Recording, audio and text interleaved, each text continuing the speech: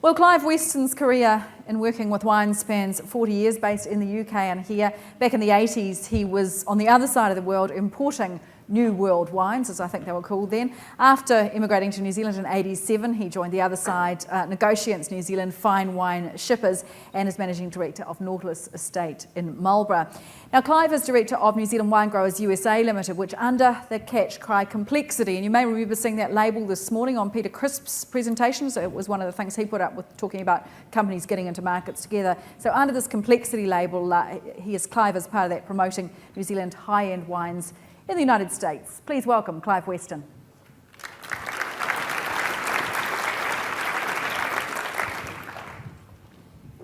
Good afternoon, ladies and gentlemen, and thank you, Susan, for the introduction, also to Business New Zealand and to the EMA. So the subject is sustaining success in the global wine industry through collaboration. And as has been mentioned, there's a cluster group called Complexity. There's another group of winemakers in New Zealand called the Specialists. These are winemakers who only produce a single variety and have banded together, such as Nick Nobilo's Gewürztraminer from Ormond, called Venoptima. Wooing Tree is another example down in Otago, where they only produce a Pinot Noir. So they've found a common thread and banded together. And my approach right now is to allude really to a collaboration of 12 independent, privately owned New Zealand wineries. We'll just cover off here what we're going to talk about. So I just want to talk about the trading environment in which we've found ourselves, seeding the notion that collaboration actually can be effective, what we went through in terms of setup, implementation, the activities that we've participated in, and really what we've found to be the benefits of working together, and then I'll summarise and conclude. So it's a pretty competitive industry we've got here in New Zealand, 4 million people, but we've got 700 wineries or thereabouts. Those 700 wineries produce multiple sub-brands, and within each sub-brand set maybe as many as 5 or 6 different varieties. So if you actually multiply things out, we're talking of thousands of labels produced within New Zealand. As such, with the exception of the smallest producers, pretty well everyone is dependent on export sales for growth. The difficulty we've got, of course, is that the world's a cluttered place. It's an oversupplied market already. And if we contemplate perhaps that we're competing with the likes of France, Italy, Spain, Germany, Hungary, Bulgaria, Chile, Argentina, California, Oregon, South Africa, and of course our friends across the ditch, you can see that she's a pretty tough road to hoe. We're less than 1% of the total world wine market, and we're a relative newcomer against so much more longer established producer countries. And of course, for us and probably everyone in this room, foreign exchange is a key issue, and trying to ensure that we establish and maintain the targeted retail price points is critical. So the notion was basically that in a cluttered sector, there was need for differentiation. You might say the sort of cream needed to rise to the top, and we've been doing a lot of talking about milk today, but we're now talking wine, and I use that analogy certainly. That any impactful overseas marketing activity is costly if you're to tackle it on your own. And the view was taken that perhaps there was strength in numbers, and therefore that a collaborative joint effort would be more effective than going it alone. Importantly, because the members of this cluster have already got importers in the key markets for wine who really take care of sales, it really is not a selling exercise. Profitable sales, of course, are the end game, but this was more about a marketing exercise to create an environment, if you like, in which people would follow us and follow our brands. So, in terms of setup, with 700 producers in the country, it was quite difficult to try to identify, what was a sensible number of producers that could get together, and 12 seemed like the right kind of number. Enough variation to have some impact, but not so many that our efforts would become too diluted. We needed to agree on the balance of the portfolio so that when we played a game in a marketplace together, we were seen to represent a true snapshot of the total New Zealand wine field. So we needed to ensure that the members of this cluster took in the key regions of winemaking or production, that the lead grape varieties for which New Zealand is developing a reputation were covered, and also that all three volume categories as defined by New Zealand Wine Growers, the official industry body, those three categories were also taken into account. So we had from the smallest boutique producer to a much larger company like, say, Villa Maria. And we had to agree on the criteria for membership and who should be in, probably more importantly, who should be out. But that was the source of some pretty lusty debate, as you can probably imagine. It was important that we agreed on a charter and a code of conduct. The agreement was that we should be export focused, and that our funds should go to export. So if we were to participate in any activity within New Zealand as a collaborative group, it would be cost neutral at worst. We didn't want to take the funds that we'd allocated for export and say, well, we'll swing 20% of that into work in the domestic market. So by way of example, in this marketplace, we've joined together, we did a presentation and a tasting with Macquarie Bank Private Wealth. We ran a series of winemaker dinners in alternate months at Dine by Peter Gordon. We set up a pop-up bar in the atrium of Sky City throughout the Rugby World Cup. And each of those measures brought attention to our brands, but effectively the exercises were cost neutral.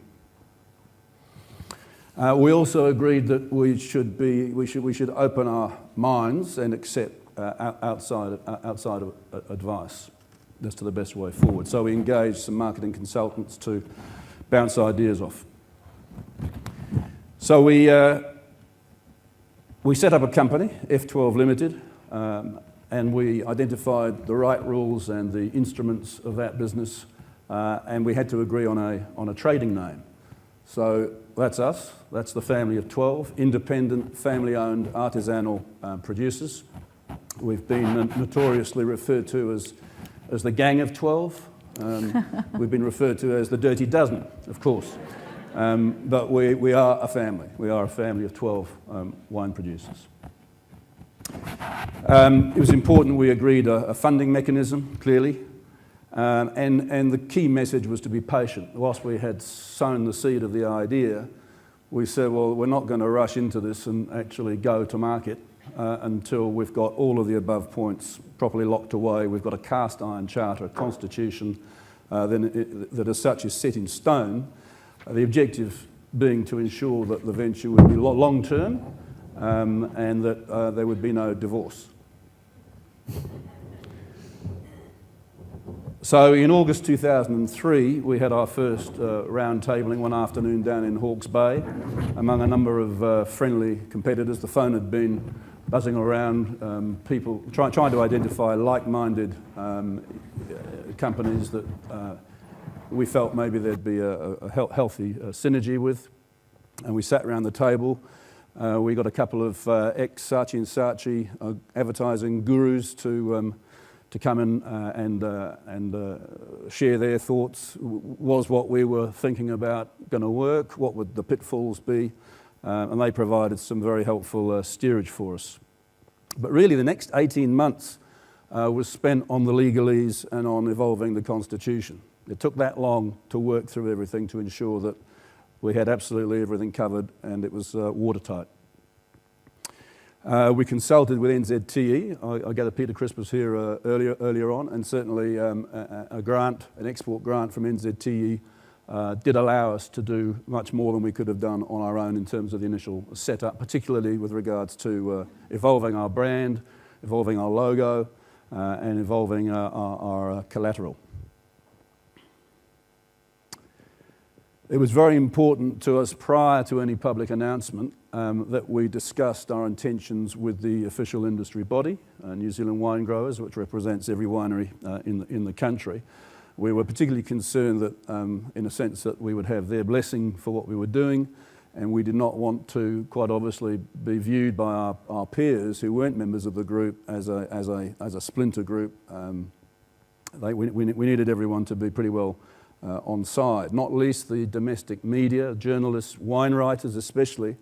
There would be nothing worse than our friendly Kiwi wine writers hearing second-hand from a wine writer or a blog from the States that we were in San Francisco promoting our wares, and we hadn't had the courtesy to let our local wine writers know what was going on.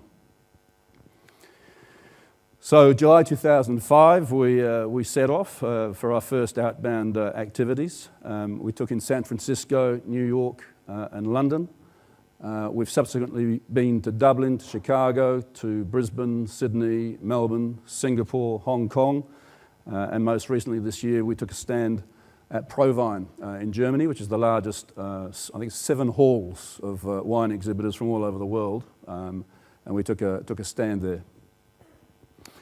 We also decided that money could be just as well spent, and in some cases better spent, in terms of bang for buck, by bringing key influencers, sommeliers, wine writers, restaurateurs and retailers into and giving them a 12 winery tour in about 10 days, which every time we've done it, the feedback's been phenomenal. And they become lifelong ambassadors, not only for the 12 wineries, but I think for brand New Zealand and brand New Zealand wine. We, as one has to do these days, we have evolved a website. We're active on social media, and we meet 3 times a year around the family table, just to have a bit of a yarn and try to plan our next course of action.